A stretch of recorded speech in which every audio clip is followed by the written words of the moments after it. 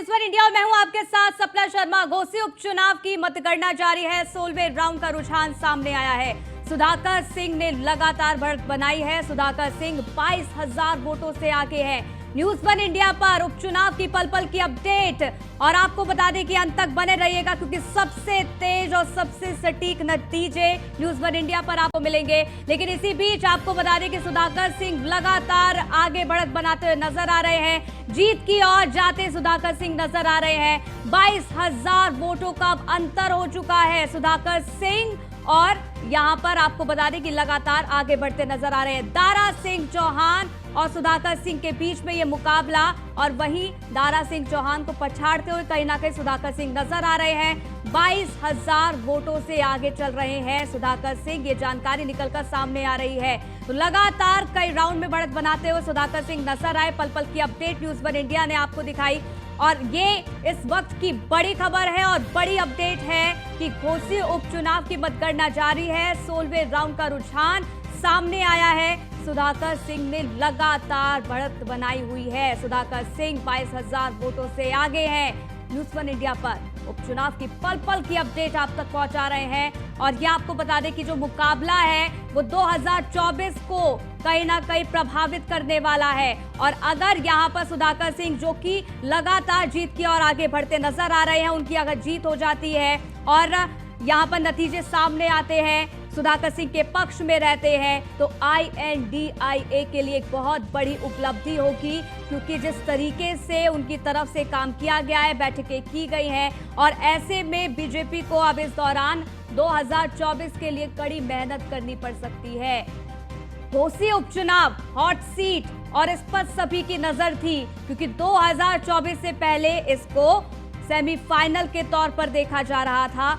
वहीं आपको बता दें कि लोकसभा सीटें उत्तर प्रदेश में 80 आती हैं और बीजेपी का ये लक्ष्य है कि 80 सीटें जीतती हैं। लेकिन लगातार अगर उपचुनाव की बात की जाए तो सुधाकर सिंह आगे बढ़ रहे हैं। INDIA और NDA दोनों के लिए घोसी का नतीजा बहुत अहम है। यही वजह है कि लगातार प्रयास किए जा रहे थे। INDIA की जीत से NDA का 2024 की तैयारी पर जोश हाई होगा। NDA चुनावी तैयारियों में घोसी की चुनावी तैयारियों की कॉपी करेगा। इसके साथ ही आपको ये बता दें कि INDIA की जीत से संगठन पूरे देश में एक मैसेज देगा। मैसेज यही कि वो इकट्ठा हैं और एक साथ बीजेपी को हरा सकते हैं। और यहाँ पर लगातार जो नतीजे सामने आ रहे हैं, INDIA को साफ तौर पर जोश भरने का उनके अंदर काम करेगा। और आपको बता दें कि घोसी का जो नतीजा है वो लोकल होने के बावजूद असर जो है इसका नेशनल पर साफ तौर पर होने जा रहा है। घोसी का चुनाव शुद्ध रूप से स्टेट पॉलिटिक्स का चुनाव है। मुकाबला फॉरवर्ड वर्सेस बैकवर्ड है। इसके साथ ही आपको बता दें कागजी अंक गणित में दारा सिंह चौहान को मिल रहा है फायदा, तो वहीं BSP का वोट निर्णायक होगा। तो ये समीकरण जो हम आपको लगातार घोसी के दिखा रहे हैं। संजय निषाद फोन लाइन पर हमारे साथ जुड़ गए हैं। ये जिस तरीके से नतीजे सामने आ रहे हैं, क्या कहना है इस पर आपका? अभी तो आधी गिनती हुई, आधी बाकी है। जो भी जनादेश होगा वो स्वागत होगा। अभी तो हमको लगता है कि हम लोग अंत तक जाते जाते जीतेंगे।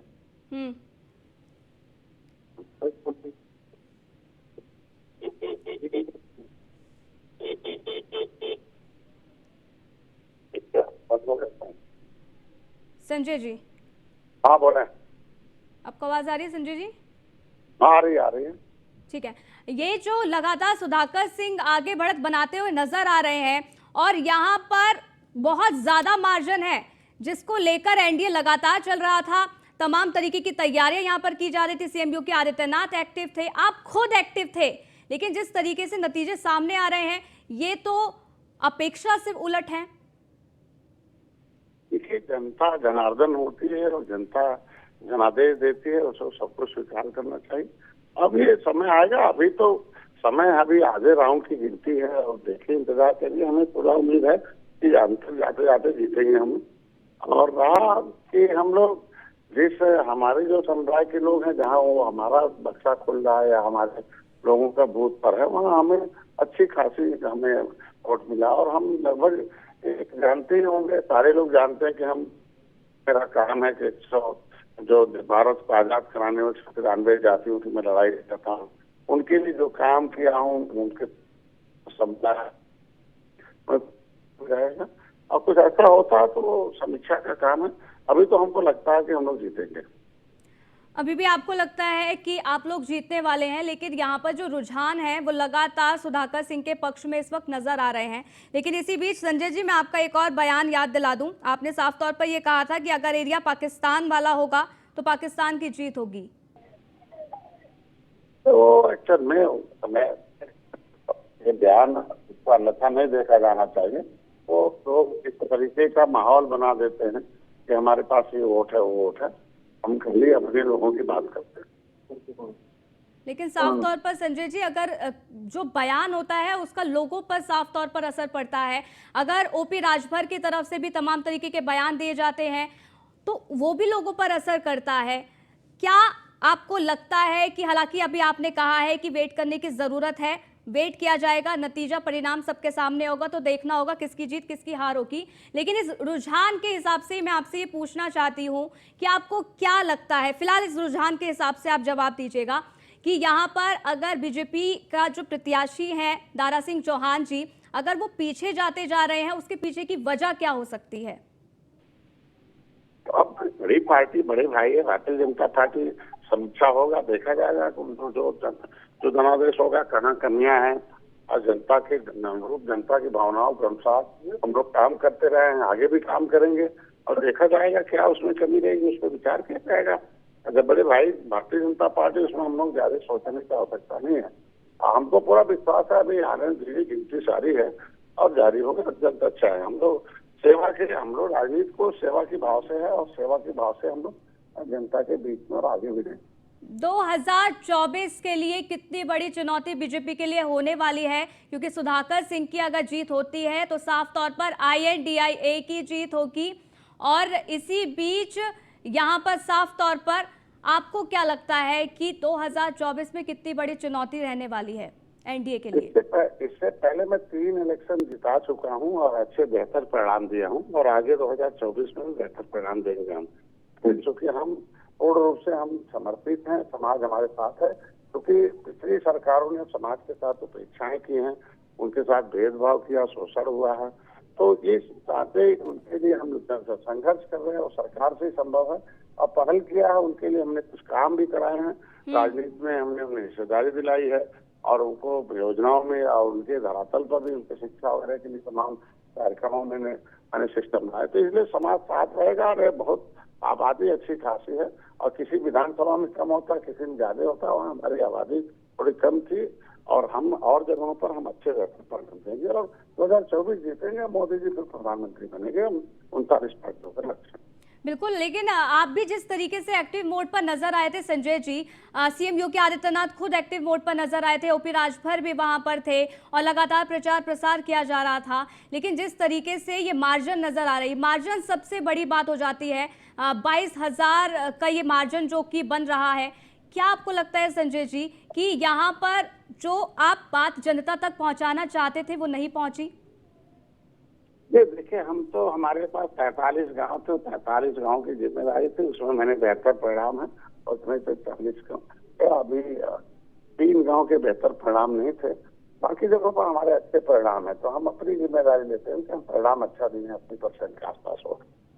बाकी जगहों पर किस कारण से है वो समीक्षा का विषय है, हमको लगता है, उम्मीद है कि जीते।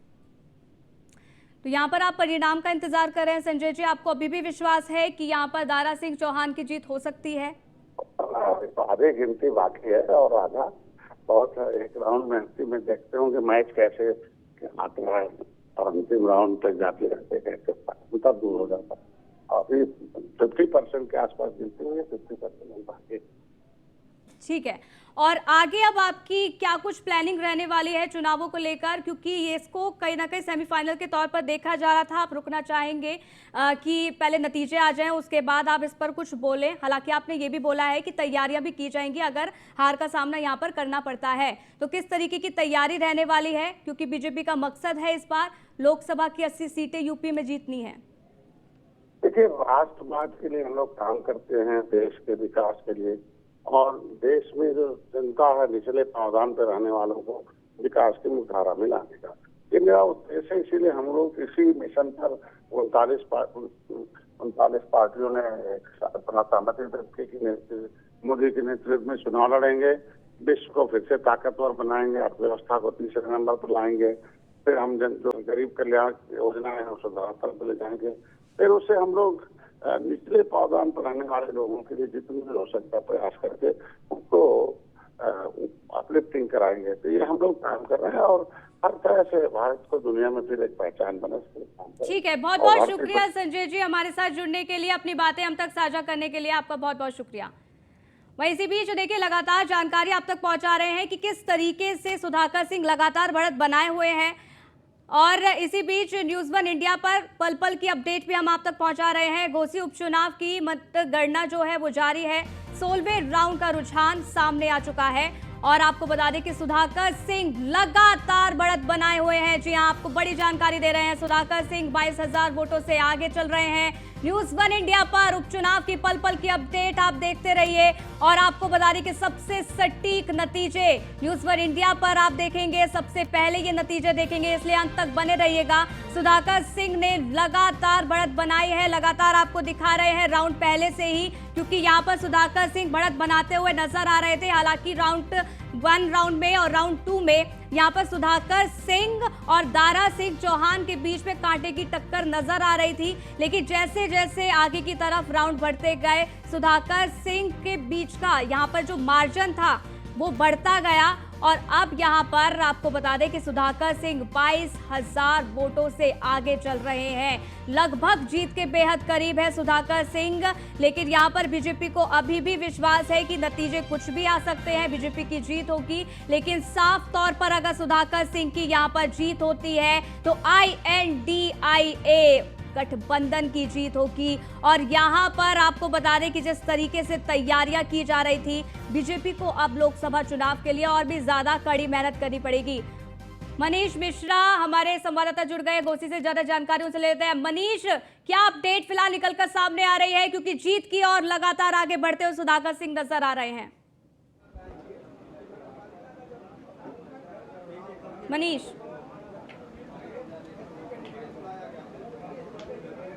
चलिए उन तक आवाज नहीं पहुंच पा रही है, एक बार फिर से संपर्क साधने की कोशिश करेंगे, लेकिन लगातार जानकारी आप तक पहुंचा रहे हैं, पल पल की अपडेट आप तक पहुंचा रहे हैं घोसी उपचुनाव को लेकर, क्योंकि इसको सेमीफाइनल के तौर पर देखा जा रहा है और यहां पर सुधाकर सिंह लगातार बढ़त बनाए हुए हैं। 22,000 वोटों से सुधाकर सिंह आगे की तरफ बढ़ते हुए नजर आ रहे हैं और इसी बीच आपको बता दें कि जीत के बेहद करीब है सुधाकर सिंह। न्यूज़ 1 इंडिया पर उपचुनाव की पल पल की अपडेट आपको मिलती रहेगी, बने रहिएगा न्यूज़ 1 इंडिया के साथ, क्योंकि सबसे सटीक और सबसे पहले नतीजे न्यूज़ 1 इंडिया पर आपको देखने को मिलेंगे।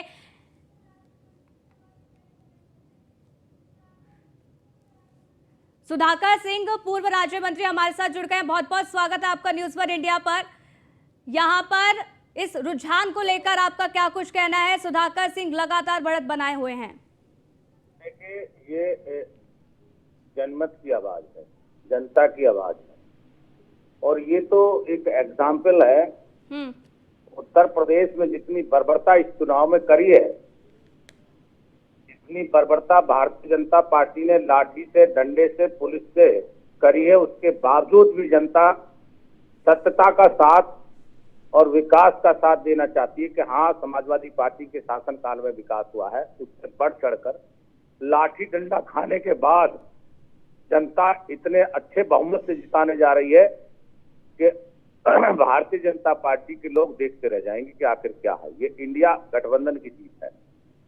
सुधाकर जी, अब क्या प्रशासन ने अपना पूरा अच्छे से काम किया?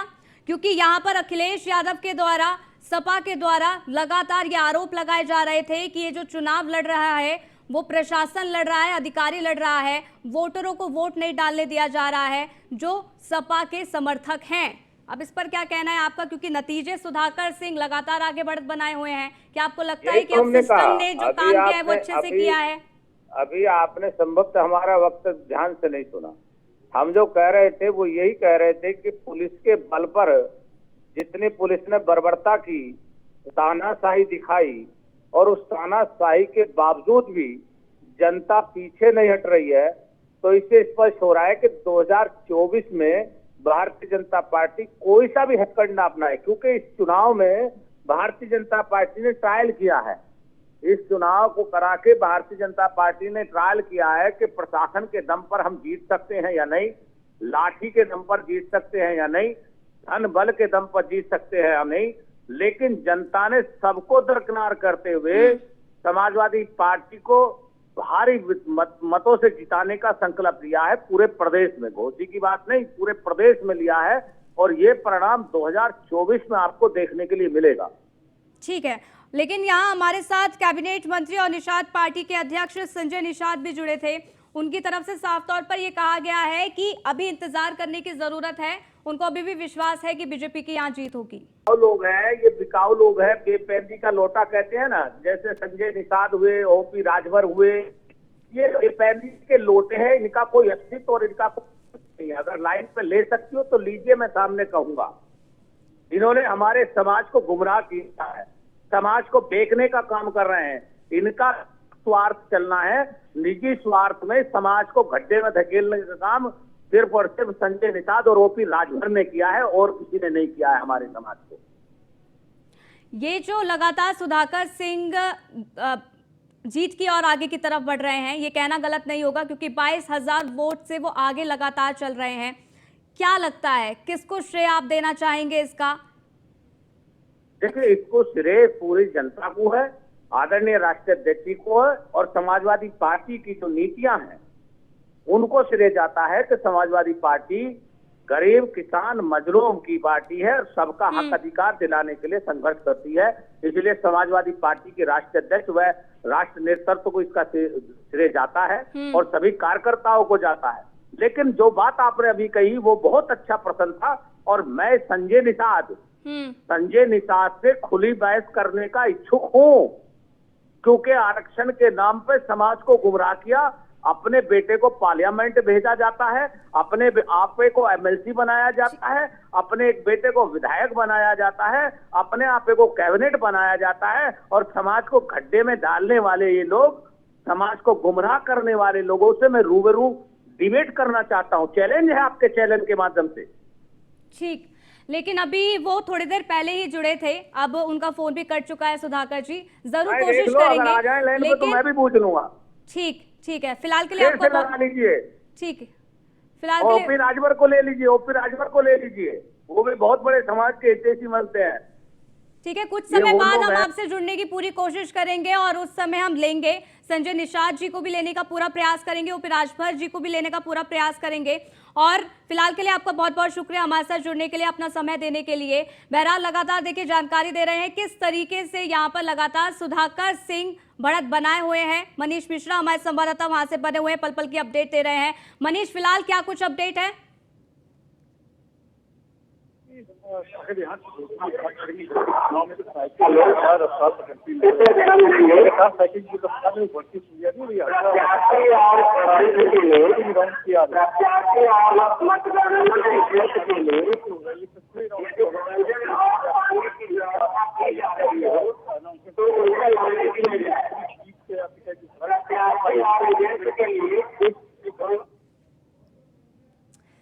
आपका ऑडियो क्लियर नहीं आ रहा है, एक बार फिर से साधने की आपको कोशिश करेंगे। और यहाँ पर लगातार जानकारी पहुंचा रहे हैं किस तरीके से 16वें राउंड का जो रुझान है अब वो सामने आ गया है, और ये रुझान भी सुधाकर सिंह के पक्ष में आया है। और यहाँ पर जो साइकिल है वो तेज रफ्तार से दौड़ती हुई नजर आ रही है। हालांकि कहीं ना कहीं जो कमल का फूल है वो मुरझाया नजर आ रहा है, क्योंकि जो टक्कर है वो दारा सिंह चौहान और सुधाकर सिंह के बीच में है। और यहाँ पर जो मार्जिन है वो बहुत बड़ा है, 22,000 का मार्जिन यहाँ पर है दारा सिंह चौहान और सुधाकर सिंह के बीच में। 22,000 वोटों से लगातार आगे की तरफ बढ़ते यहाँ पर सुधाकर सिंह नजर आ रहे हैं। और न्यूज़ फॉर इंडिया पर लगातार बने रहिएगा, क्योंकि पल पल की अपडेट आप तक पहुंचाते रहेंगे। और राउंड 1 से आप हमारे साथ जुड़े हुए हैं और हमने जानकारी दी किस तरीके से पहले और दूसरे राउंड के दौरान ऐसा लग रहा था कि टक्कर का मुकाबला हो सकता है और कुछ भी हो सकता है। लेकिन जैसे जैसे राउंड आगे की तरफ बढ़ते गए, यहाँ पर सुधाकर सिंह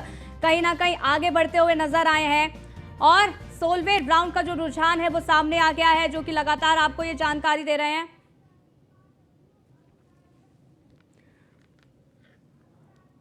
अरुण राजभर हमारे साथ जुड़ गए हैं। आपका बहुत बहुत स्वागत है न्यूज़ वन इंडिया में। इस रुझान को लेकर आपका क्या कुछ कहना है? देखिए, घोसी की जनता, सामान्य जनता को हृदय से धन्यवाद ज्ञापित करते हैं और जिस तरीके से चुनाव मैदान में हमने संघर्ष किया है, जनता ने जो निर्णय सुनाया है, सहज तरीके से हम उसको स्वीकार करते हैं और भविष्य में हम इसकी समीक्षा करेंगे और समीक्षा करके जो भी कमियां रही हैं उसको दूर करने का प्रयास करेंगे। हम विपक्ष की तरह राजनीति नहीं करते हैं कि अगर हम हार जाते हैं तो ईवीएम सवाल खड़ा करते हैं, प्रशासन पर सवाल खड़ा करते हैं, शासन पर सवाल खड़ा करते हैं। हमारे कार्यकर्ताओं ने पूरी शिद्दत से, सभी एनडीए के घटक दलों ने मेहनत किया है और मेहनत जनता का जो उनका जो परिणाम रहा, जनता का जो फैसला था, जनता ने स्वीकार कर, हमने स्वीकार कर लिया और जनता के बीच में लगातार हम लोग काम करेंगे। लोकसभा चुनाव में हम विपक्ष का सारा खेल समाप्त करें। ये झूठ का जो एक माहौल खड़ा किया गया, जो एक झूठ फैलाया गया घोसी में, तो झूठ के सहारे जो विपक्ष ने एक कामयाबी पाई है, ये लंबे समय तक का कामयाबी नहीं है। लोकसभा आप देखिए, घोसी हम बड़े मंत्राल से हम लोग चुनाव जीतेंगे और पूरे उत्तर प्रदेश की जो लोकसभा की सीटें हैं, बहुत मेहनत करके हम लोग कामयाबी हासिल करने का प्रयास ठीक है। और चुनौती भी आगे बहुत ज्यादा रहने वाली है एनडीए के लिए। बहुत बहुत शुक्रिया आपका अरुण, हमारे साथ जुड़ने के लिए और जानकारी हम तक साझा करने के लिए। आगे बढ़ते हैं।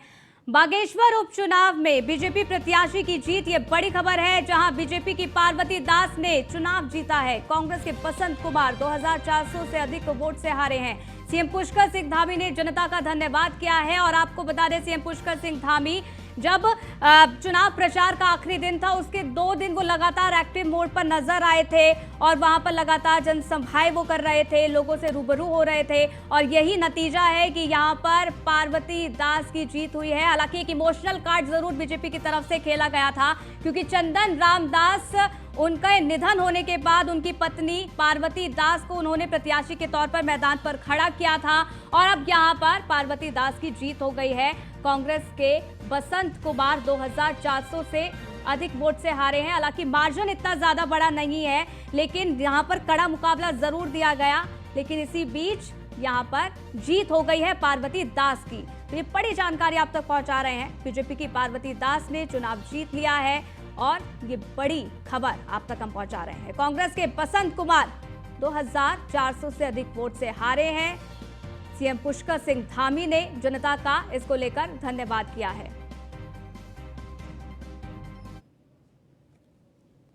राज्य सरकार की नीतियों पर और हमारे प्रधानमंत्री आदरणीय मोदी जी के विजन पर, उत्तराखंड के लिए जो काम कर रहे हैं, देश के लिए जो काम कर रहे हैं, उन सभी पर वहाँ की जनता ने मोहर लगाई है। मैं पार्वती दास जी को बधाई देना चाहता हूँ और साथ में ये जीत चंदन रामदास जी को श्रद्धांजलि है। उनके रुके हुए कामों को, उनके लगाए हुए प्रस्तावों को, उनके सपनों को हम पूरा करेंगे। मैं बागेश्वर की जनता को फिर एक बार से बहुत बधाई देता हूं कि उन्होंने हमारे प्रधानमंत्री आदरणीय मोदी जी की जो नीतियां आज देश के अंदर चल रही हैं, उत्तराखंड के अंदर जो अनेकों काम चल रहे हैं, उन पर उन्होंने अपना समर्थन दिया, अपना आशीर्वाद दिया है। हम आश्वस्त करते हैं कि हर प्रकार से हम बागेश्वर उपचुनाव में सीएम पुष्कर सिंह धामी ने पलटीबाजी, मुख्यमंत्री ने बागेश्वर में किया था धुआंधार प्रचार प्रसार और आपको बता दें कि चुनाव के अंतिम 2 दिन किया था सीएम धामी ने धुआंधार प्रचार। बागेश्वर की जनता ने सीएम धामी के कार्य पर मुहर लगाई है और यहां पर पार्वती दास की जीत हुई है। ये बड़ी जानकारी आप तक पहुंचा रहे हैं। हालांकि इसके लिए सीएम पुष्कर सिंह धामी का बयान भी सामने आया और उन्होंने जनता को इसके लिए बधाई दी है। सीएम पुष्कर सिंह धामी बागेश्वर उपचुनाव के लिए और प्रचार प्रसार के लिए लगातार एक्टिव मोड पर नजर आ रहे थे, जनता से रूबरू हो रहे थे। चुनाव के अंतिम 2 दिन यहां पर सीएम पुष्कर सिंह धामी ने धुआंधार प्रचार भी किया था और इसी का ये परिणाम है कि पार्वती दास को यहां जीत मिली है। और आपको बता दें कि इसके बाद सीएम पुष्कर सिंह धामी ने जनता का धन्यवाद भी किया है। बागेश्वर की जनता ने सीएम धामी के कार्य पर मुहर लगा दी है। तो बागेश्वर में बीजेपी की बल्ले बल्ले हुई है, क्योंकि यहां पर बीजेपी प्रत्याशी पार्वती दास की जीत हुई है। तो पार्वती दास बीजेपी की प्रत्याशी के तौर पर चुनावी मैदान में खड़ी थी उनकी जीत हुई है। और आपको बता दें कि बागेश्वर उपचुनाव का ये नतीजा जो कि सबके सामने है। तो लगातार चुनाव की पल पल की अपडेट न्यूज़ 1 इंडिया आपको देता रहेगा, लगातार बने रहिएगा। बहरहाल वक्त हो चला एक छोटे से ब्रेक का, जल्द हाजिर होंगे। देखते रहिए न्यूज़ 1 इंडिया।